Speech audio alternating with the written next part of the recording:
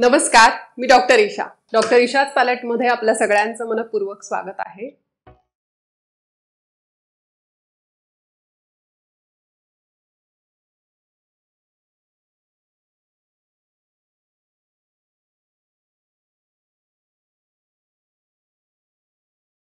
मनुष्याची सगळी धावपळ कशासाठी?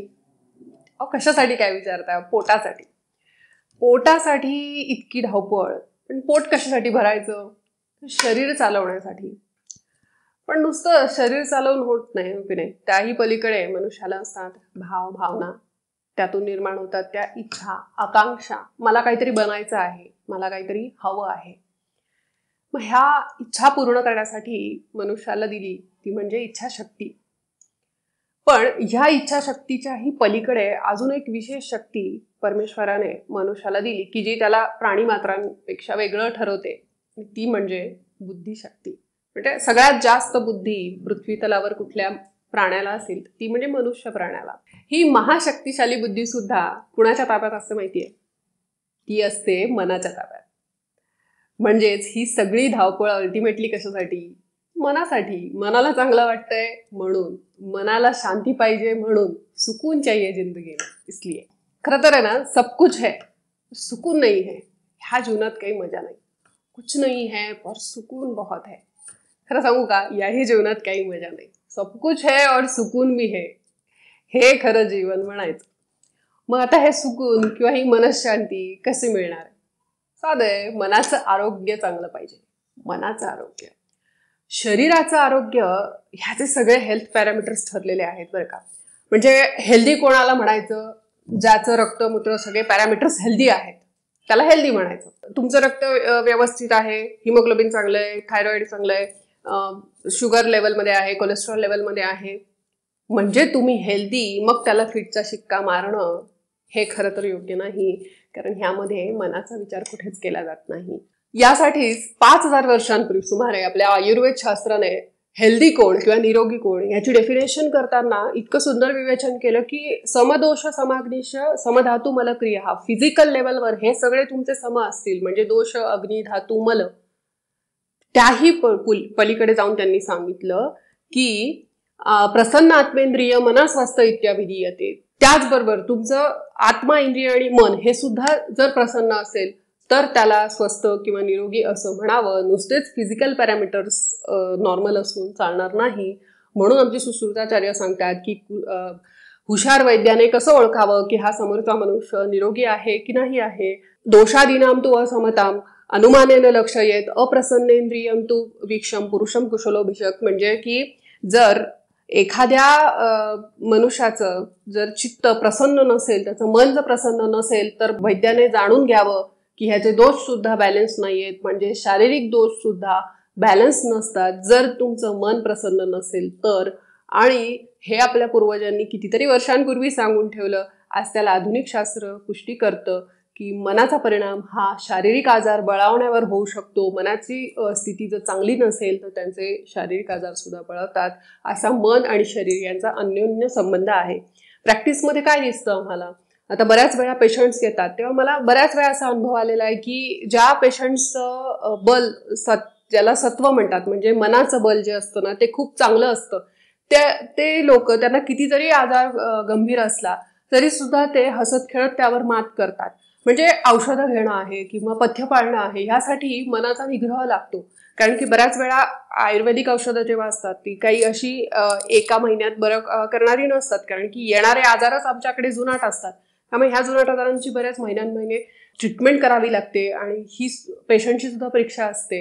अशा वेळेस तो जर रुग्ण जर त्याचं मनाचं बल जर चांगलं असेल, मनाची ताकद जर चांगली असेल तर ते लवकर बरे होतात. हसत खेळत घेणारे किंवा पॉझिटिव्ह ॲटिट्यूड असणारे की मॅडम तुम्ही जे सांगाल ते, किंवा एक श्रद्धा आणि त्याच्यातून तुम्ही जे सांगाल ते आम्ही पथ्यपाणी फॉलो करू आणि अशा प्रकारे व्यवस्थित औषधं घेऊ, ह्या श्रद्धेने ते बरे होतात.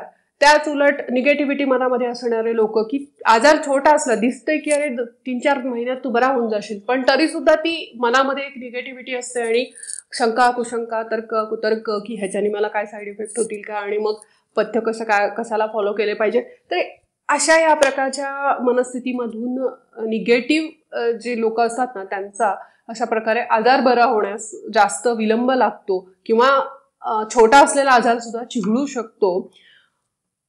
ही झाली मनाची ताकद. आता मनाची ताकद किती असू शकते हे एक छोटंसं उदाहरण देऊन सांगते तुम्हाला, की तुम्हाला अंदाजा येईल.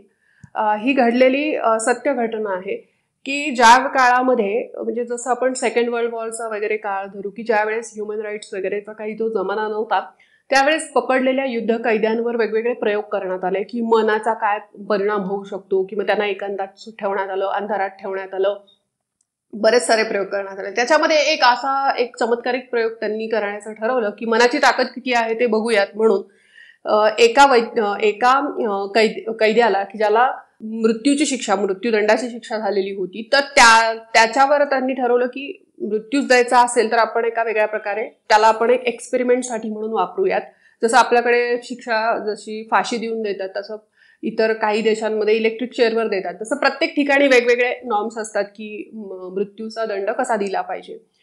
तर त्यांनी असं ठरवलं की त्याला सांगितलं की आज तुझा मृत्यूदंडाचा दिवस आहे आणि तुला मृत्यू देण्यात येणार आहे, पण आम्ही तुला जो मृत्यू आहे तो एक विषारी आणि कृष्ण सर्प डसवून देणार आहोत. म्हणजे काळा असा मोठा साप आहे, तो त्याला दाखवला आणि हात डसवून तुला आम्ही मृत्यूचा दंड देणार आहोत. आणि त्याचे जे काही परिणाम आहेत ते पण त्यांनी त्याला वर्णन करून सांगितले की ह्या सापाच्या विषाने काय होतं आणि कशा प्रकारे मृत्यू होतो हे त्यांनी त्याला वर्णन करून सांगितलं, त्याच्या मनावर बिंबवलं आणि त्याला सांगितलं की आता तू डोळे बंद कर, म्हणजे तुझ्या डोळ्यावर आम्ही पट्टी बांधतो आहोत आणि आता तुला ही शिक्षा दंड देण्यात येत आहे.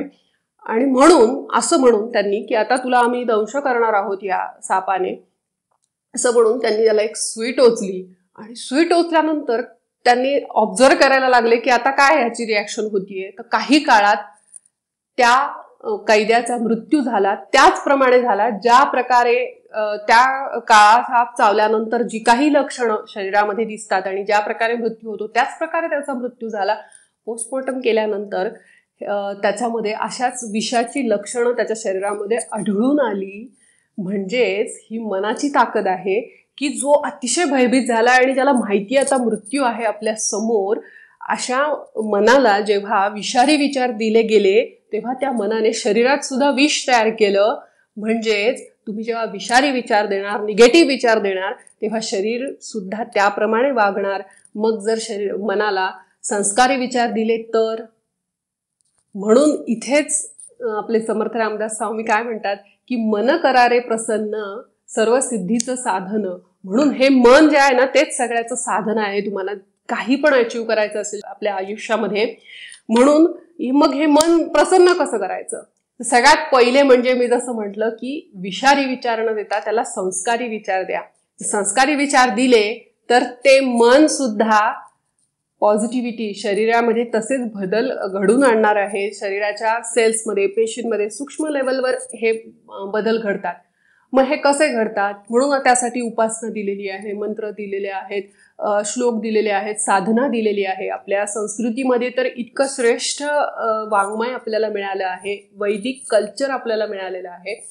तर ह्या सगळ्यावर की पॉझिटिव्हिटीचा परिणाम किंवा पॉझिटिव्ह विचारांचा, ह्या मंत्रांचा किंवा पवित्र संगीताचा परिणाम हा मनावर कसा होतो किंवा कशा प्रकारे घटकांवर होतो हे बघण्यासाठी म्हणून एक प्रयोग करण्यात आला होता. त्याच्यामध्ये त्यांनी रेतीच्या सूक्ष्म कणांवर, त्याचप्रमाणे पाण्याच्या सूक्ष्म कणांवर ह्या अशा प्रकारे विचारांचा, पॉझिटिव्हिटीचा किंवा चांगल्या संगीताचा परिणाम काय होऊ शकतो, पवित्र गोष्टींचा परिणाम त्यांनी ऑब्झर्व केलं मायक्रोस्कोप खाली, की ज्या रेतीच्या कणांना किंवा ज्या पाण्याच्या कणांना अशा प्रकारे पवित्र गोष्टींना एक्सपोज केलं होतं, की पवित्र विचार, मंत्र असतील किंवा संगीत असेल, तर त्यांना जेव्हा मायक्रोस्कोप खाली बघितलं ह्या मॉलिक्युल्सला, म्हणजे वॉटर मॉलिक्युल्सला किंवा रेतीच्या मॉलिक्युल्सला, तेव्हा त्या मॉलिक्युल्सनी एक छान डिझाईन तयार केली होती, एक छान नक्षी तयार केलेली होती.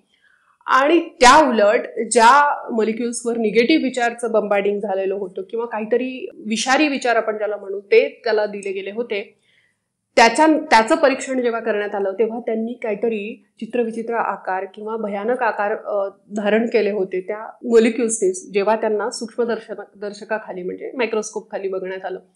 म्हणजे विचार करा की हा विचारांचा परिणाम, कारण की त्या ध्वनी लहरींचा परिणाम हा त्या सूक्ष्म कणांवर होत असतो, जो पाण्याच्या सूक्ष्म कणांवर होऊ शकतो, रेतीच्या सूक्ष्म कणांवर होऊ शकतो.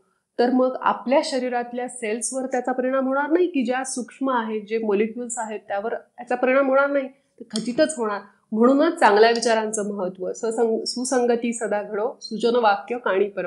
म्हणून जे म्हणतात ना की उपासना कशासाठी करायची, तर उपासनेने देव प्रसन्न होईल आणि सुपरमॅन सारखं माझे सगळे प्रॉब्लेम सॉल्व्ह करून टाकेल असं ज्यांना वाटतं ना, त्यांना उपासनाच समजली नाही.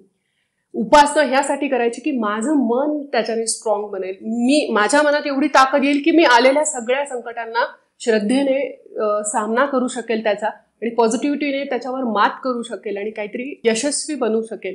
म्हणून ही उपासना आहे. आणि त्याच्यात कुठलीही अंधश्रद्धा नाहीये, हे सगळं सायंटिफिकली प्रूव्हन आहे. म्हणून पहिलं झालं की मनाला प्रसन्न करायचं असेल तर पहिलं म्हणजे की त्याला चांगले विचार द्या, संस्कारी विचार द्या. दुसरं म्हणजे आपल्याकडे पातंजल महाभाष्य चरक प्रतिसंस्कृते, म्हणजे की पतंजली ऋषींनी लिहिलेलं योगशास्त्र, जे म्हणजे की योगा आपण ज्याला आज म्हणतो तो. दुसरं म्हणजे की व्याकरणशास्त्र, आणि तिसरं म्हणजे की चरक ऋषींनी लिहिलेलं हे आयुर्वेद, म्हणजे हे शरीराचं शास्त्र. त्यांनी सांगितलं मनोवाक काय दोषाणाम हरत्रेही पतये नमहा, म्हणजे की मनाच्या दोष, वाणीचे दोष आणि शरीराचे दोष या तिघांना हे तिन्ही क्रमाने हरण करतात, म्हणून त्यांना शरण गेलं पाहिजे. म्हणजेच काय की तुम्हाला जर मनाचे दोष घालवायचे असेल तर योगाशिवाय पॉवरफुल टूल नाही. जर शरीराचे दोष घालवायचे असेल तर आयुर्वेद शास्त्र, आणि वाणीचे दोष घालवायचे असेल तर त्याला व्याकरण शिकवा, त्याला संस्कृत शिकवा, तर त्याचे वाणी शुद्ध होईल, त्याचे उच्चार शुद्ध होतील. सो ह्या मनाला पॉवरफुल आणि प्रोग्रेसिव्ह करण्यासाठी संस्कारी विचार आणि त्याचबरोबर योगाची साधना. मग योगाच्या साधनेमध्ये काय काय सांगितलंय की भरपूर आहे, की जसं योगा आसन आहे त्याच्या पुढे जाऊन आहे ते म्हणजे प्राणायाम आहे, त्याच्या पुढे जाऊन आहे धारणा आहे, त्याच्या पुढे ध्यान आहे, की आणि मग सगळ्यात लास्टला त्यांनी समाधी सांगितली आहे. तर ते समाधी वगैरेपर्यंत जरी नाही पोहोचलो तरी पहिले धारणेपर्यंत तर आपण पोहोचू शकतो. त्यासाठी श्वसनदान आहे, बिंदू ध्यान आहे, त्राटक आहे, जे मेडिटेशनचे वेगवेगळे प्रकार सांगितले आहेत. त्याच्या अलीकडे त्यांनी प्राणायाम सांगितले, की पहिल्यांदा वायूला तुम्ही कंट्रोल करा, वायू हा मनाला कंट्रोल करेल, कारण वायू सारखंच जसं वायू चंचल आहे तसंच मन सुद्धा चंचल आहे. सो प्राणायाम आणि धारणा, ध्यान ह्यांचा अवलंब करणं म्हणजे तुमच्या मनावर तुम्ही कंट्रोल करू शकतात, त्याला टेमिंग करू शकतात, आणि मग मनाला शांती मिळवण्याचा हा पुढचा मार्ग असू शकतो. आणि तिसरं म्हणजे की आपण जसं खातो पितो याचा जसा शरीरावर परिणाम होतो ना, तसाच मनावर सुद्धा परिणाम होतो. भगवद्गीतेत भगवंतांनी 3 प्रकारचे आहार सांगितले, सात्विक आहार, राजसिक आहार आणि तामसिक आहार. तर ह्या तिन्ही आहारांचा तुमच्या शरीरावर जसा परिणाम आहे तसा मन सुद्धा तुमचं तसं बनतं, जसं अन्न तसं मन असं म्हटलंय.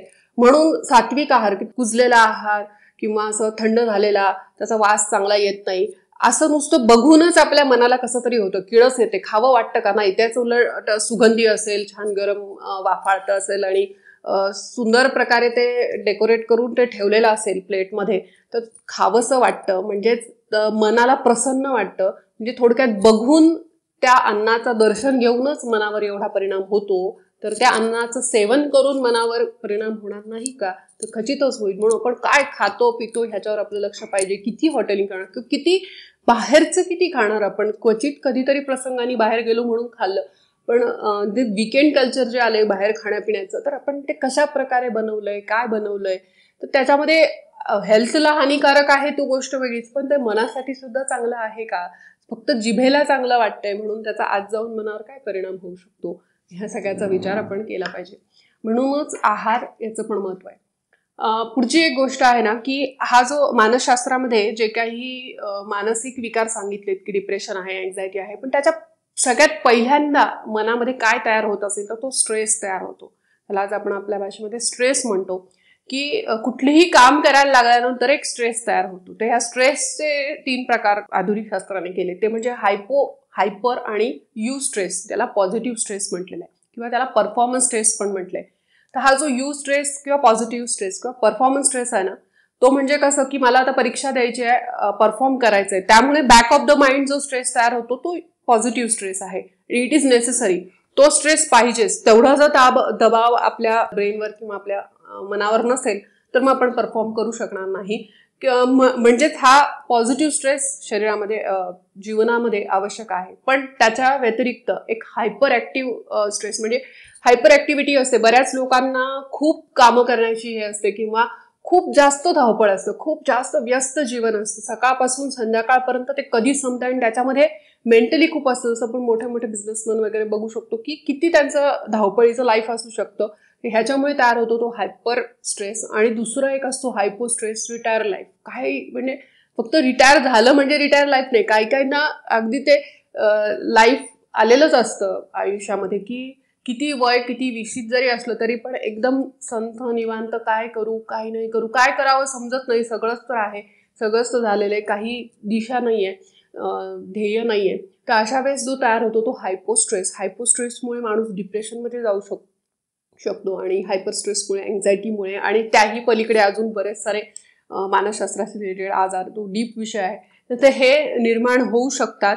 म्हणून ह्या तिन्ही स्ट्रेससाठी काय उत्तर आहे, तर तेच की ज्यांना हायपर स्ट्रेस आहे त्यांनी थोडंसं शांत बसावं, की जसं ध्यान आहे, धारणा आहे, कॉन्सन्ट्रेशन म्हणजे मेडिटेशन आहे. तर ध्यानाचे भरपूर प्रकार आहेत, प्राणायाम आहे, योगा त्यांना पण उपयोगी पडणार आहे. ज्यांना हायपो स्ट्रेस आहे, काहीच नाहीये, त्यांनी स्वतःला काहीतरी पॉझिटिव्ह टास्क द्या. म्हणजे घरात गृहिणींना बऱ्याच वेळा हा येताना दिसतो की बरंच सारं सगळं आहे, सुखसुविधा आहेत, घरातच आहे, काही खूप करायचं नसतं, बोलायला कोणी नसतं आजकाल शहरी जीवनामुळे, मग भेटायला कोणी नसतं. मग अशा वेळेस स्ट्रेस येऊ शकतो, डिप्रेशन येतं, घरातल्या लोकांना सुद्धा बोलायला वेळ नसतो. मग त्यांनी काय करावं, त्यांनी स्वतःला काहीतरी टास्क द्या, की गार्डनिंग करा. मला तर बऱ्याच वेळा गार्डनिंग हा असा एकदम रिलीफ सब्जेक्ट वाटतो, की गार्डनिंग म्हणजे की असं नाही मोठं गार्डनच असलं पाहिजे, तुम्ही कुठले कुंडीत झाड लावा, ते झाड उगवणं ही क्रिएटिव्हिटी आहे, ही सर्जन म्हणजे सृजनात्मक आपण जे म्हणतो ना की मन बनवणं.